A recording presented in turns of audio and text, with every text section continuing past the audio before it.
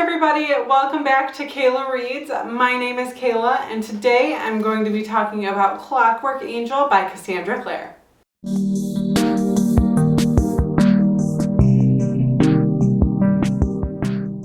Just like before with my previous review, I am going to be doing my review in two parts. I'm going to have my first part, which I use to talk about kind of my general opinion of the book and go over a quick synopsis of what the book is about. And then I'm going to do a second part where I talk about it more in depth, which will contain spoilers, but I'll make sure that I let you know when I get to the spoiler part so nobody gets spoiled without wanting to. I had really high expectations for this book after having read the first three books in the Mortal Instruments series, and I was blown away by this book. It was so much more than I could have expected it to be, and I loved it so much. I actually ended up giving this book 5 out of 5 stars. For those of you who aren't familiar with the books, this book is the first of the Infernal Devices trilogy, which is actually a prequel trilogy to the Mortal Instruments series. It is set in 1878 in London, and it follows our main character, Tessa Gray, after she comes to London from New York City to try to find her brother. After Tessa gets to London, she ends up getting sucked into the downworld, and she eventually ends up meeting Will Herondale and Jem Carstairs, which are two shadow hunters from London, and they help her along with all of the other shadow hunters that she meets right away in this book. They help her to find her brother. That's all I'm really going to say about this book right now because I don't want to get too far into it. I really don't want to spoil it for anyone. I recommend that if you haven't read this book, you go out and you read it because this is honestly one of the best books I've ever read. One of the reasons that I gave this book a 5-star rating is because of the incredible character development.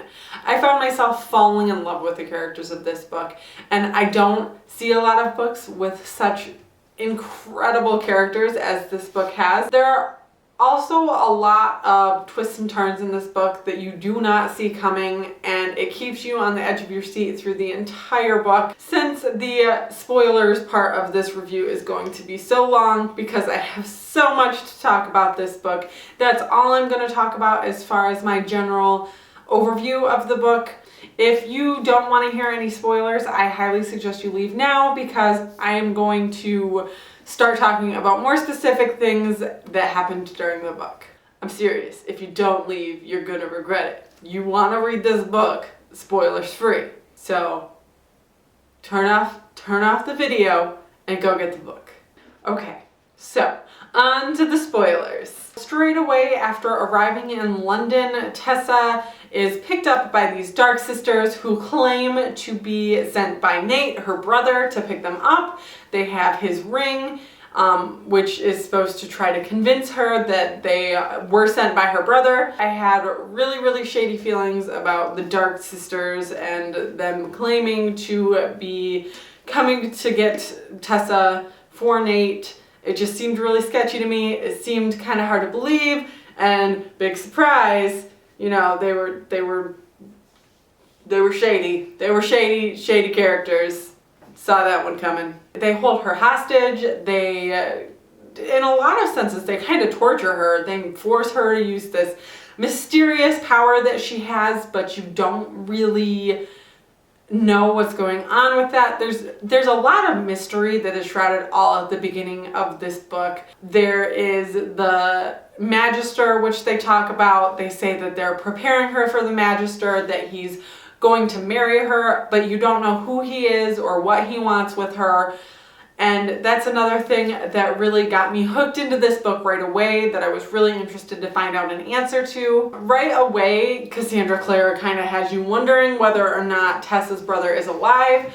They never really let you know. They kind of say that they have him in their custody. The Dark Sisters talk about it, but you don't get to see him, and it just seems kind of luminous.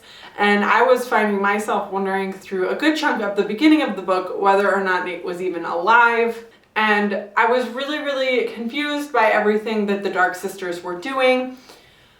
I guess because I didn't realize what powers Tessa had. I felt so bad for her in the situation she was in, and she so badly just wanted to find her brother. After Tessa is in their custody, in the custody of the Dark Sisters for something like 6 weeks, I think, she is saved by Will, which is so exciting. I was really, really excited for the Shadowhunters to come and save her. You kind of meet the rest of the Shadowhunters in this first scene.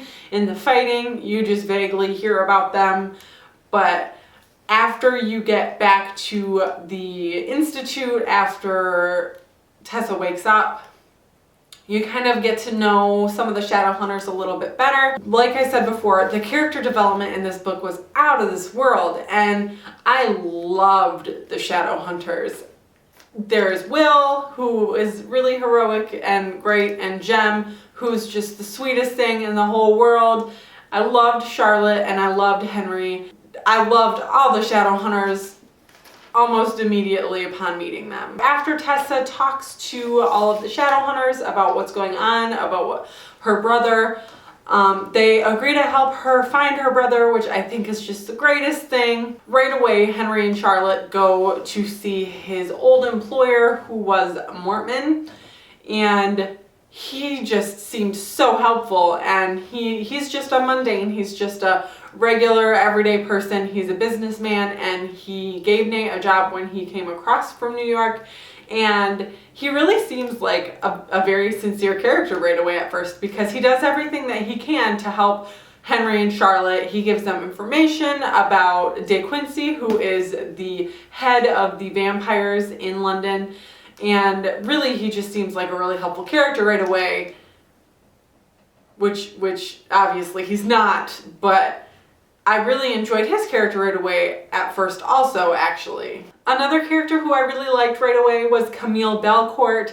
She was a vampire who did not like De Quincey. She had this huge feud with him, and so she was helping the Shadowhunters get to him, which she was just really badass. Like, she was a very strong woman character, and she and Magnus Bane were a thing, which I love Magnus Bane, so that makes her even better, in my opinion. If she's cool with Magnus, she's cool with me. Camille comes up with this plan to send them after De Quincey. She allows Tessa, who I realize I have not told you anything about her power yet. So Tessa's power is that she can change herself into other people if she has a piece of their property. If she has something that belonged to them, a belonging of theirs, then she can hold it and she can turn into that person, and she looks like them and she sounds like them and she can access their thoughts, which is just super cool, super useful power to have in this world.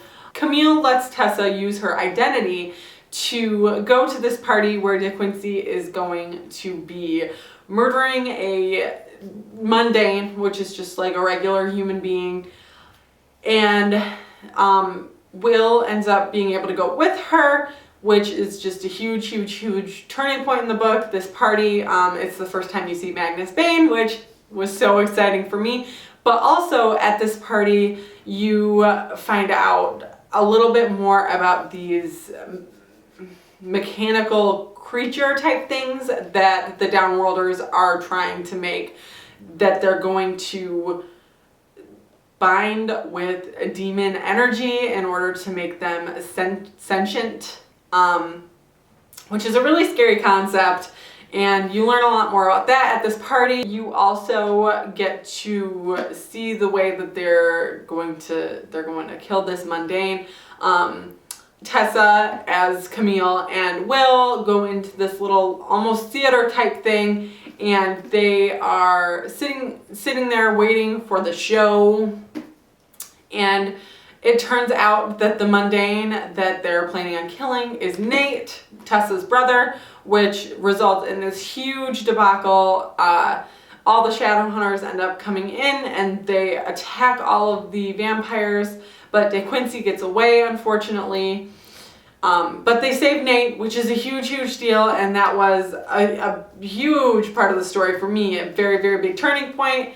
It all got really fast paced around this part of the book, and I was really getting into it. Nate wakes up and he tries to escape at first, but then he realizes kind of what's going on, and he tells Tessa and all the Shadowhunters what the Magister's plan is, what he's planning on doing, which is and the full moon, he's going to use this spell that the Dark Sisters found to bind demon energies to these automatons. And the full moon actually ended up being the night that Nate was telling them this story. So all of the adult Shadowhunters go to De Quincy's second lair, which Nate tells them where it is. So all the adult Shadowhunters are like busy trying to take care of De Quincy, and then Mortman comes to the front door of the Institute, and he is warning them about the Dark Sisters and the dark magic that they're using. So Jem and Will, being not adults yet, are the only Shadowhunters left at the Institute besides Jessamine, who doesn't want to be a Shadowhunter and kind of refuses to do any Shadowhunter things. Will and Jem decide to go to the Dark Sisters' lair and try to take care of that situation so that they can't complete the dark magic that they're trying to do. Soon after Will and Jem leave the Institute, the automatons show up, and they're able to get into the Institute because one has Jem's blood on his hands, which in order to get into an institute, you just have to have the blood of a Shadowhunter. So they get in and they kill several people, and you find out that Mortman is actually the Magister, and that was just a huge thing, and I was so not expecting that to happen. And then you find out that Nate is on his side. Nate has been helping him all along. He fed the Shadowhunters a false story in order to get them off their trail. And so now Mortman is in the Institute, and he's here to take Tessa, and so much action packed into one little tiny scene. Somehow Tessa and one of the servant girls, her name was Sophie, they get away and they run to the sanctuary, but when they get to the sanctuary they realize they don't have a key to the door, so then Sophie has to go back and get it. But while Tessa is waiting there, her brother comes and he's ready to take her. He's telling her that she's not his sister and that she's just something, and it's just a really sad scene. Jessa ends up actually coming behind him and knocking him out. And Sophie and Jessa and Tessa are all able to get into the sanctuary, and they lock the doors and they're safe, at least for now. Will and Jem, they go and they find the Dark Sisters. They find out that Mrs. Dark is just trying to bring back her sister with illegal magic, but it doesn't have anything to do with the Magister. It doesn't have anything to do with the binding spells. Jem and Will actually end up finding out from Mrs. Black that De Quincy isn't the Magister, which brings them to the conclusion that Mortman might be the Magister. Will asks Mrs. Black whether or not it's Mortman, and she admits to it, and that's how he finds out. So he races back to the Institute because he knows that Nate is working with Mortman because they were both telling the same lies. And after he races back, he finds the Institute doors wide open.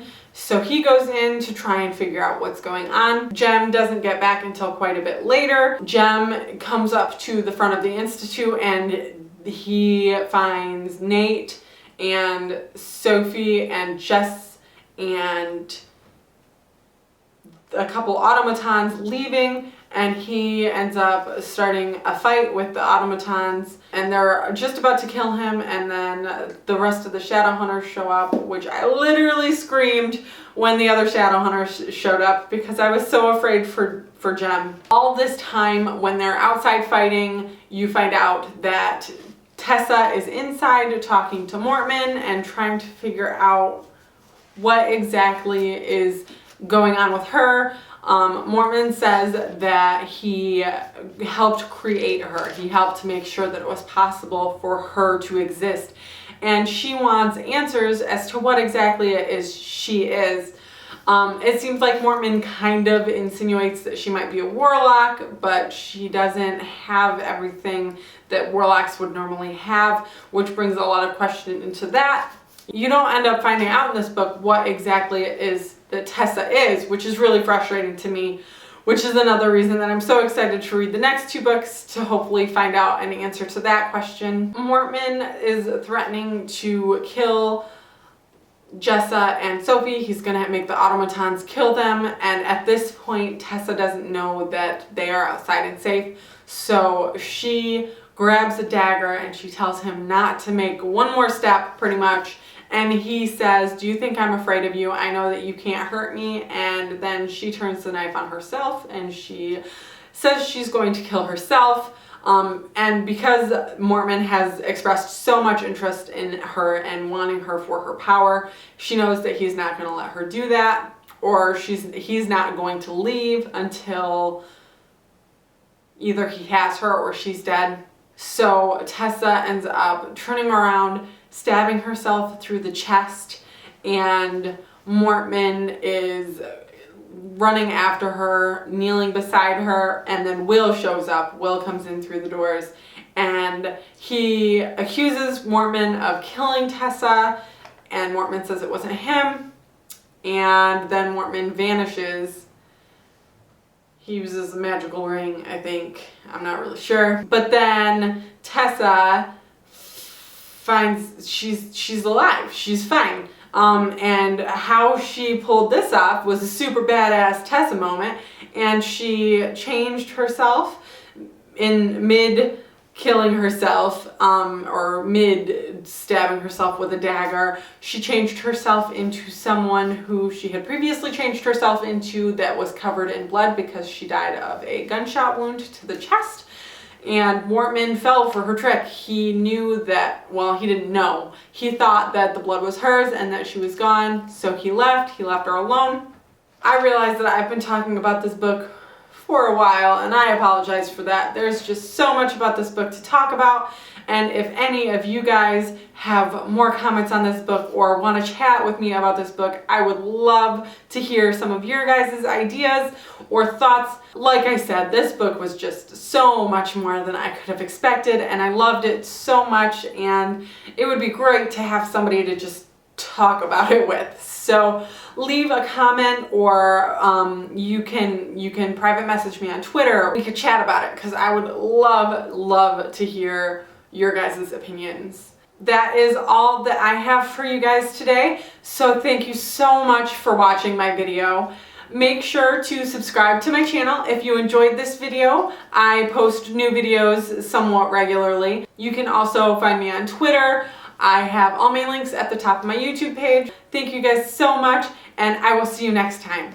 Bye!